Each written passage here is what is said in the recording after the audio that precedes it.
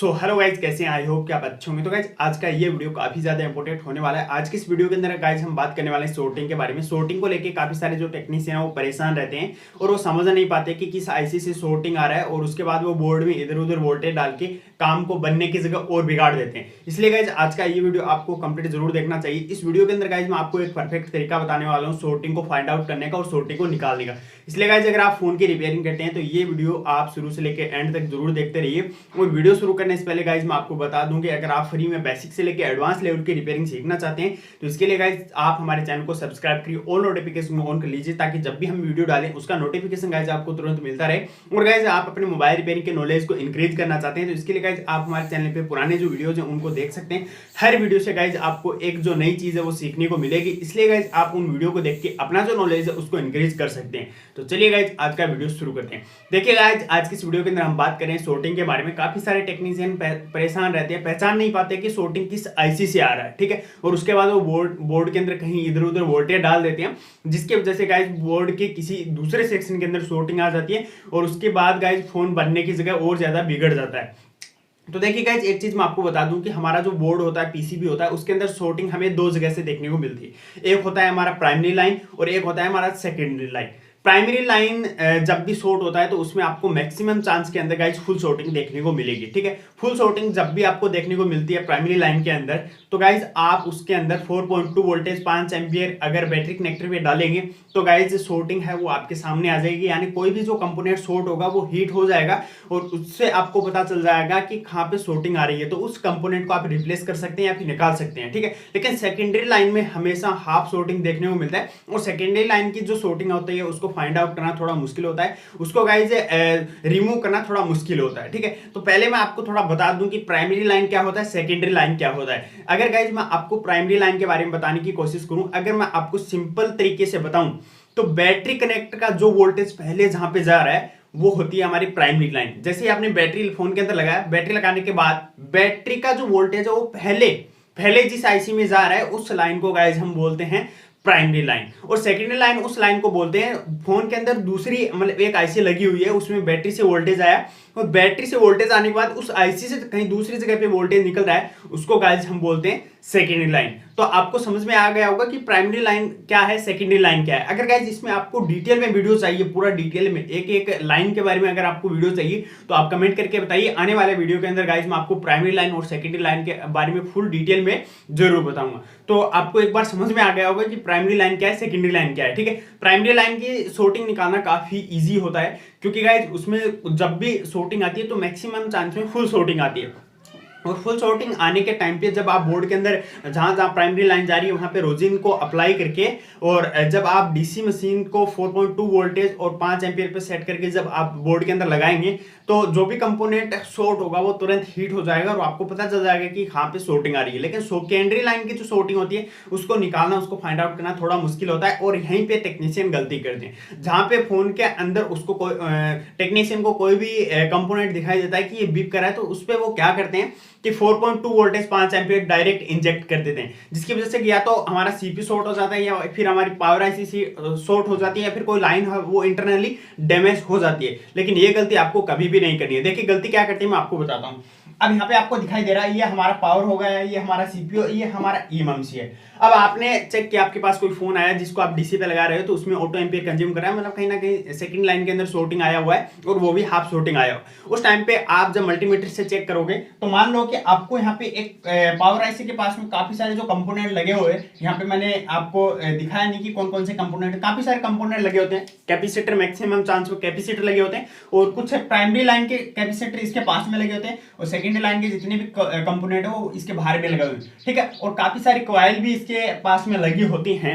आपने देखा होगा पावर आईसी होते हैं उसके पास में काफी सारी कॉइल लगी होती हैं। अब आपके पास कोई बोर्ड आया जिसमें आपने चेक कर लिया कि काफी सारे कंपोनेंट बीप कर रहे हैं बोर्ड के अंदर, ठीक है, और आपने चेक किया कि यहाँ पे ये कॉइल भी बीप कर रहा है।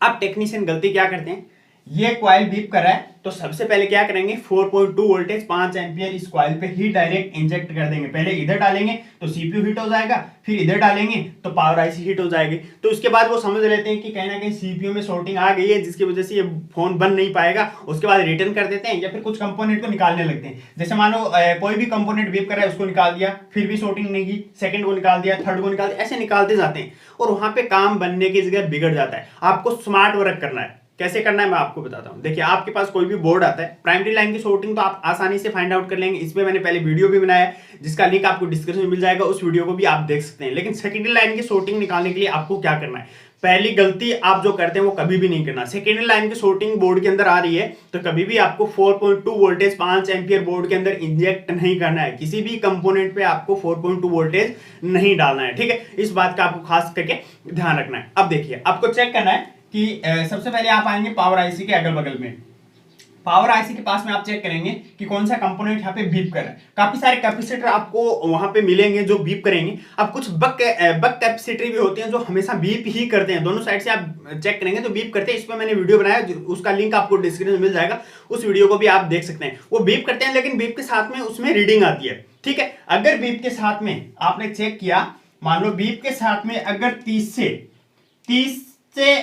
नीचे 30 से ऊपर अगर रीडिंग आ रही है, 30 से लेके मतलब 100 है ना, 120, 130, ठीक है, ऐसे अगर रीडिंग आ रही है तो वो शॉर्ट नहीं है, ठीक है। वो लाइन बिल्कुल ओके है। इस बात का आपको ध्यान रखना है। जब भी आप कोई कैपेसिटर चेक करें, आपने देखा होगा कि पावर आईसी के बगल में काफी सारे कैपेसिटर एक लाइन में लगे होते हैं। जो बड़े कैपेसिटर होते हैं वो लाइन में लगे होते हैं, ठीक है। और वो क्या करते हैं कि दोनों साइड से बीप करते हैं। एक साइड पे अगर आप चेक करोगे ना, बीप के साथ में बिल्कुल 0 रीडिंग देखने को मिलेगी। जो मल्टीमीटर आपका जहां पे आपने सेट करके रखा है, दोनों प्रोब को ऐसे आप मिलाओगे ना, तो उस टाइम पे मल्टीमीटर के अंदर जितनी रीडिंग आपको आएगी, ऐसे मिलाने पे जितनी रीडिंग आपको आएगी, उतनी ही रीडिंग आपको यहाँ पे कैपेसिटर में नजर आएगी, ठीक है। 0 आ रही है तो 0 आएगी, 002 आ रही है तो 002 आएगी, ठीक है। बिल्कुल आपका जो मल्टीमीटर जहां पे सेट है, वहीं पे जितनी रीडिंग आ रही है उतनी ही रीडिंग आपको यहाँ पे देखने को मिलेगी।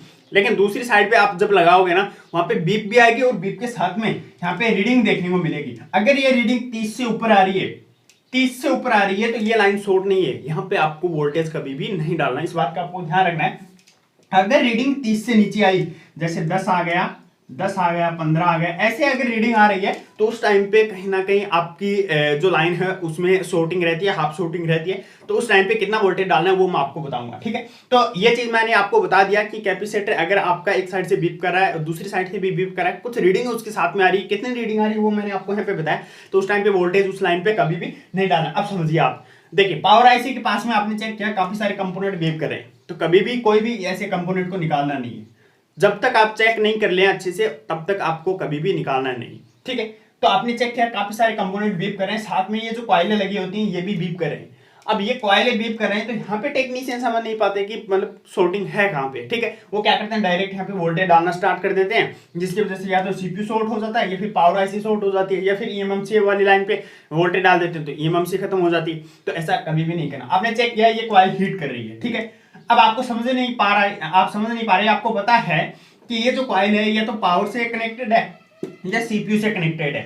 लेकिन यहाँ पे जो टेक्नीशियन गलती करते हैं ना, वो आपको नहीं करनी। कैसे नहीं करनी, मान लो कि यहाँ पे काफी सारी कॉइलें यहाँ पे हीट कर रही है, तो यहाँ पे एक चीज मैं बता दूं कि काफी सारी पावर आईसियां होती हैं जिनके पास में एक कॉइल लगा होता है, एक कॉइल। वो कॉइल एक साइड से हमेशा बीप करेगा, ठीक है।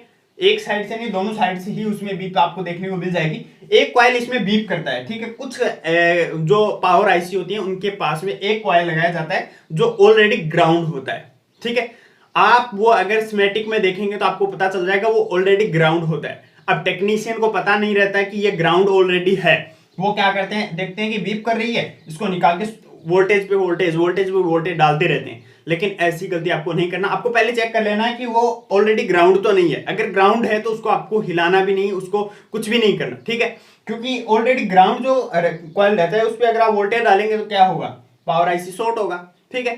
तो ऑलरेडी जो ग्राउंड रहता है कॉइल, उस पर कभी भी वोल्टेज नहीं डालना, ये आपको पता होना चाहिए। अब ये कौन सी कॉइल होती है, क्या कौन सी कॉइल होती है, कहाँ पे मिलेगी, ठीक है, कौन सी पावर आईसी के पास में मिलेगी, इसके बारे में गाइस अगर आपको डिटेल में वीडियो चाहिए तो कमेंट करके बताइए, आने वाले वीडियो के अंदर इसके बारे में भी मैं आपको बताऊंगा, ठीक है। तो चलिए आगे बढ़ते हैं हम। यहाँ पे आपने चेक किया कि 2-3 कॉइल आपकी यहाँ पे बीप कर रही है, ठीक है।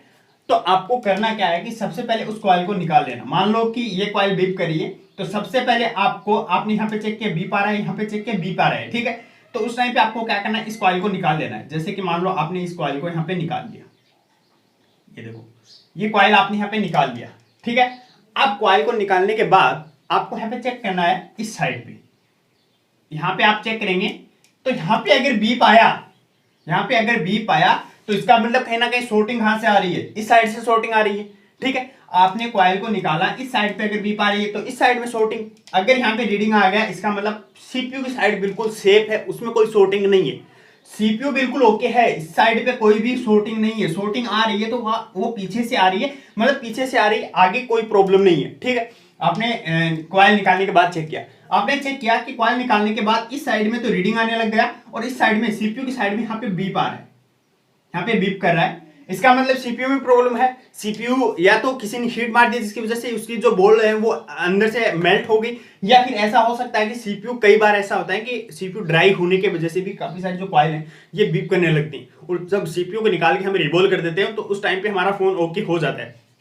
अब आपने चेक किया कि इस साइड रीडिंग, इस साइड बीप, तो आपको यहाँ पे ये चेक कर लेना है, जो सेमेटिक में आपको बोनी ओपन करना है उसमें ये चेक करना है कि लाइन जा कहाँ रही है। आपने चेक किया कॉइल निकाल के इस साइड ओके हो गया, इसका मतलब पावर आईसी से ये निकल रही थी, ये ओके है, इसमें प्रॉब्लम नहीं है पावर आईसी में, ठीक है।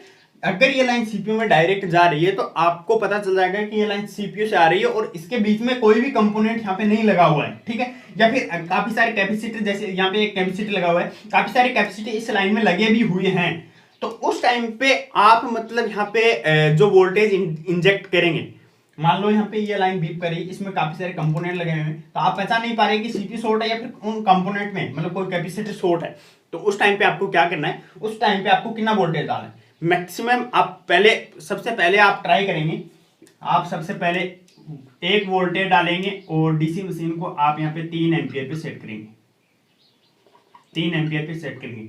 1 वोल्टेज 3 एम्पियर आप हल्का सा यहाँ पे इंजेक्ट करेंगे।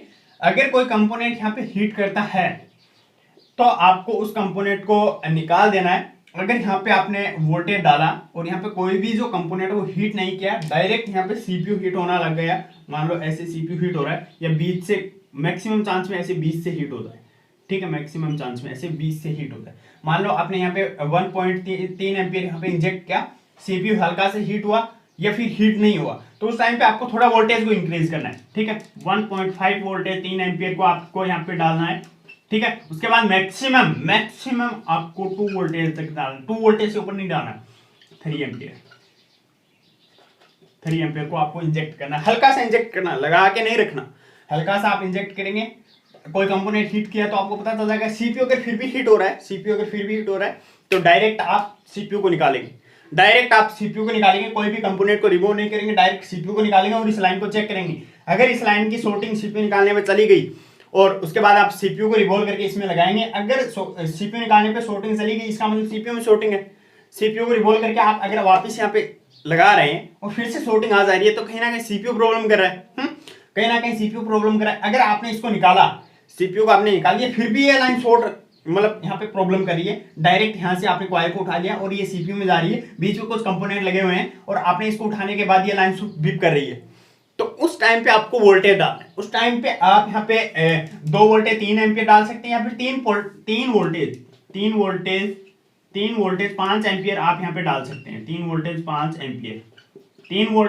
एम्पियर यहाँ पे डालेंगे तो खेल खत्म, मतलब कोई भी जो कंपोनेंट यहाँ पे लगा होगा ना वो बर्न कर जाएगा, वो हीट कर जाएगा, ठीक है। क्योंकि उस टाइम पे क्या होगा, इधर से आपने कनेक्शन, इस पावर आईसी का कनेक्शन है उसको यहाँ पे आप ब्रेक कर दिए, यहाँ पे अगर यहाँ पे आप वोल्टेज डालने तो इस पे कोई असर नहीं होगा, ठीक है। और आपने सीपीयू को पहले निकाल लिया है तो सिर्फ एक लाइन बची है ऐसे, ठीक है, और इसमें यहाँ पे कंपोनेंट लगे हुए हैं ऐसे, ठीक है, इसमें जितने भी कंपोनेंट लगे हुए, ठीक है। इधर कुछ है नहीं, इधर कुछ सीपीयू था उसको निकाल दिया हमने, इधर की लाइन ब्रेक करके रखा।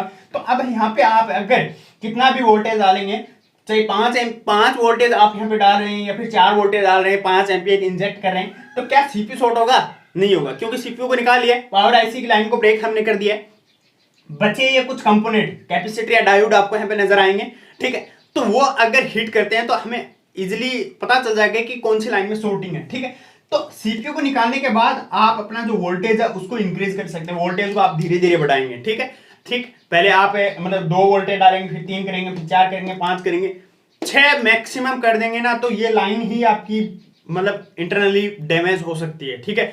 आप जब अगर 3 वोल्टेज से ऊपर जा रहे हैं तो इस लाइन पे जैसे ही आपने यहाँ पे वोल्टेज ऐसे डाला तुरंत हटा लिया, ठीक है। फिर थोड़ी देर के लिए डाला, हटा लिया, थोड़ी देर के डाला, हटा लिया, ऐसे करके आपको चेक करना है। अगर आप इसमें ऐसे लगाए रखेंगे 1 मिनट के लिए तो ये जो लाइन है ये इंटरनली डैमेज हो जाएगी, ठीक है। उसके बाद आपका फोन नहीं बन पाएगा, ठीक है। तो इस बात का आपको ध्यान रखना है कि इस तरीके से आपको यहाँ पे इसको चेक करना है। और कभी भी आपको सीपीयू बोर्ड के अंदर लगे, सीपीयू लगा हुआ है बोर्ड के अंदर, उस टाइम पे आपको ज्यादा वोल्टेज नहीं डालना, सीपीयू शॉर्ट हो सकता है। कई बार मैंने देखा है कि सीपीयू शॉर्ट हो जाता है इसकी वजह से, ठीक है। अब आपने यहाँ पे चेक कर लिया कि यहाँ पे कॉइल निकालने के बाद जो लाइन है वो अभी भी मतलब बीप कर रही है, तो थोड़ा एम्पियर डाल के देखना है। 1 वोल्टेज डाल सकते हैं, 1.5 एम्पियर, 1.5 वोल्टेज डाल सकते हैं, 2 वोल्टेज डाल सकते हैं, ठीक है। और उसके बाद भी अगर बीप कर रहा है तो फिर आपको सीपीयू निकालना है, ठीक है। फिर सीपीयू निकालने के बाद आपको यहाँ पे वोल्टेज को इंजेक्ट करना है। उस टाइम पे आप सेफ रहेंगे, सीपीयू आपका सेफ रहेगा, पावर सेफ रहेगा। आप कितना भी वोल्टेज डाल दो, कहीं पर भी कोई एक्स्ट्रा जो शॉर्टिंग है वो नहीं आएगी, ठीक है। अब आपने यहाँ पे चेक कर लिया कि इस साइड का तो ओके हो गया, लेकिन यहाँ पे बीप कर रहा है और इस साइड आपकी रीडिंग आ रही है कॉइल निकालने के बाद, तो कहाँ पे शॉर्टिंग आ रही है? पावर आईसी से शॉर्टिंग आ रही है। पावर को उठाएंगे, शॉर्टिंग आपकी चली जाएगी, मैक्सिमम चांस में शॉर्टिंग निकल जाएगी। अगर नहीं निकलती है, पावर को निकाला नहीं निकलती है, तो सेम मेथड रहेगा, वही लाइन को ट्रेस करो, कौन सी लाइन यहाँ पे है, इधर से लाइन ब्रेक करो, पावर आईसी को उठाओ, डायरेक्ट यहाँ पे वोल्टेज डाल दो, जो भी कंपोनेंट यहाँ पे शॉर्ट होगा तुरंत उसका काम हो जाएगा, ठीक है। तो इस तरीके से गाइस आपको शॉर्टिंग निकालना होता है। टेक्नीशियन गलती क्या करते हैं, कॉइल लगी हुई है, इस पे वोल्टेज डाल दें, ठीक है। अगर कॉइल को निकाल भी लिया, एक साइड से बीप करी है, फिर भी इस पे वोल्टेज डालते जा रहे हैं, वोल्टेज डालते जा रहे हैं, सीपीयू हिट हो रहा है, सीपीयू हिट हो रहा है और ऐसा लगता है कि सीपीयू शॉर्ट हो गया, तो उसको निकाल के क्या करते हैं, एक बार चेक कर लेते हैं कि कहीं ना कहीं सीपीयू में प्रॉब्लम आ रही है, या फिर कुछ टेक्नीशियन तो निकालते नहीं है, यहाँ पे वोल्टेज डालेंगे, सीपीयू हिट हुआ कि सीपीयू शॉर्ट हो गया, मतलब सीपीयू शॉर्ट हो गया। अरे सीपीयू कहाँ शॉर्ट हो गया, इसके बीच में लगे कुछ कंपोनेंट भी तो शॉर्ट हो सकते हैं, वो भी तो लीकेज हो सकते हैं, जिसकी वजह से ये प्रॉब्लम आ सकती है। सीपीयू को निकालो और फिर देखो लाइन शॉर्ट है या फिर नहीं है। अगर फिर भी बीप कर रही है तो यहाँ पे वोल्टेज डालना स्टार्ट करो, कोई भी कंपोनेंट इसके अंदर शॉर्ट होगा तो सामने आ जाएगा, उसको निकाल दो, उस काम खत्म, सीपीयू को वापस फिक्स कर दो, और वो फिक्स कर दो, आपका काम हो जाएगा, ठीक है। अब यहाँ पे एक चीज मैं आपको बताता हूँ, जब भी आप बोर्ड के अंदर चेक करते हैं, कभी भी मतलब आप जब भी चेक करते हैं फोन को ऑन करके या फिर डीसी को लगाने के बाद, अगर ईएमएमसी कभी भी हीट करता है, कभी भी आप याद रखना, कभी भी ईएमएमसी हीट करता है, मान लो आपने फोन को ऑन किया या फिर डीसी को लगाया, बैटरी को लगाया, चार्जर को लगाया, ईएमएमसी हीट करता है, ईएमएमसी हीट करता है, और उस टाइम पे आप चेक करेंगे तो मतलब हाफ शॉर्टिंग आपको फोन के अंदर देखने को मिलेगी। अगर ईएमएमसी हीट करता है तो तुरंत विदाउट ट्रेसिंग के आपको इसको निकाल लेना है, ठीक है। इसको निकाल देना है, उसके बाद आप शॉर्टिंग चेक करेंगे, आपकी शॉर्टिंग निकल जाएगी बोर्ड से। जब ईएमएमसी को आप वापस लगाएंगे, वापस आ जाएगी। जब आप इसको किसी यूएफआई बॉक्स या इजी टेक में लगा के चेक करेंगे, तो जैसे ही उस पर लगाएंगे, आइडेंटिफाई करेंगे, ईएमएमसी पे हाथ रख के आइडेंटिफाई करेंगे, तो ये हीट होगी। उस टाइम पे ये आइडेंटिफाई भी नहीं हो पाएगी और काफी ज्यादा हीट होगी, मतलब ईएमएमसी खराब हो चुकी है, ठीक है। मैक्सिमम चांस, मेरा एक्सपीरियंस मैं आपको बता रहा हूँ, ऐसा कंफर्म नहीं बता रहा कि इसी में प्रॉब्लम रहती है, ठीक है। दूसरी जगह से इसके अंदर आने वाले जो वोल्टेज की लाइन है उसमें भी प्रॉब्लम हो सकती है, लेकिन मैक्सिमम चांस में मेरा जो एक्सपीरियंस है उसके हिसाब से ईएमएमसी खत्म हो जाती है, ठीक है। ये मैंने देखा है, काफी बार देखा है मैंने, काफी सारे फोन के अंदर ईएमएमसी को निकाल के चेक करते हैं, शॉर्टिंग निकल गई, ईएमएमसी को आइडेंटिफाई करते हैं, आइडेंटिफाई नहीं होती और ईएमएमसी हीट होती है, तो उस टाइम पे ईएमएमसी खराब हो जाती है। तो इस बात का आपको ध्यान रखना है। तो यहाँ पे मैंने एक तरीका बताया आपको, देखिए मैंने आपको यहाँ पे एक तरीका बताया कि किस तरीके से आपको चेक करना है, ठीक है। पर्टिकुलर कोई लाइन में आपको नहीं बता सकता कि किस लाइन में शॉर्टिंग आ रही है तो कितना वोल्टेज डालना है, ठीक है। हाँ बता सकता हूँ, लेकिन इसके लिए सिर्फ आपको कमेंट करना है। आने वाले वीडियो के अंदर मैं आपको एकदम एग्जैक्ट बताऊंगा कि मतलब किस लाइन पे शॉर्टिंग आए तो कितना वोल्टेज डालना है, कितना एम्पियर डालना है, और कब आपको सीपीयू पावर ईएमएमसी को निकालना है। अब देखिए एक चीज मैं आपको बता दूं कि वीपीएच की जो हाफ शॉर्टिंग होती है ना, आपको पता होगा वीपीएच की जब हाफ शॉर्टिंग आ जाती है, वीपीएच की लाइन में लीकेज आ जाता है, मतलब काफी कम आपको शॉर्टिंग देखने को मिलती है फोन डेड कंडीशन में, तो उस टाइम के ऊपर आप उस शॉर्टिंग को फाइंड आउट नहीं कर सकते हैं, लेकिन इतना हार्ड है कि पूछो मत, ठीक है। उसको निकालने के लिए आपको बोर्ड से मतलब मैक्सिमम जो आईसी है ना उसको निकालना पड़ता है, ठीक है। उसके बाद उसकी शॉर्टिंग निकालनी होती है। कैसे निकालनी होती है इसके बारे में आने वाले वीडियो के अंदर बताऊंगा। तो आज का ये वीडियो गाइज अगर आपको पसंद आया, थोड़ा बहुत भी अगर आपकी हेल्प हो गई है, तो इस वीडियो को लाइक कर दो और चैनल को सब्सक्राइब करो और नोटिफिकेशन ऑन कर लो, ताकि जब भी मैं कोई वीडियो डालें उसका जो नोटिफिकेशन है वो गाइज आपको यहाँ पे कंटिन्यू मिलता रहे। तो गाइज आज की इस वीडियो में इतना ही, नेक्स्ट वीडियो के अंदर हम फिर मिलेंगे।